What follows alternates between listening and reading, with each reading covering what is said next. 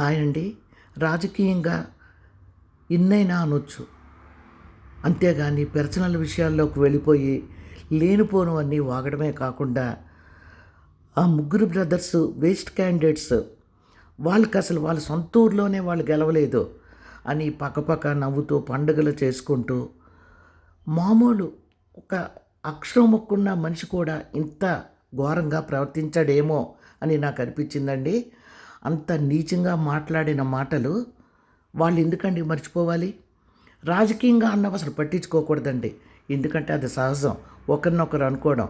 కానీ వాళ్ళ పర్సనల్ విషయాల్లోకి వెళ్ళిపోయి వాళ్ళ మనసులు ఎంత బాధపడ్డాయో ఆ బాధని వాళ్ళు పోగొట్టుకోవాలంటే వాళ్ళకి శిక్ష పడవలసిందే. కాదంటారా మీరు? చెప్పండి. ఈ విషయాలన్నీ నేను ఎందుకు ఒక్కొక్కటి పెడుతున్నానంటే వాళ్ళు ప్రవర్తన ప్రత్యర్థులది చాలా తప్పుగా అనిపించింది నాకు.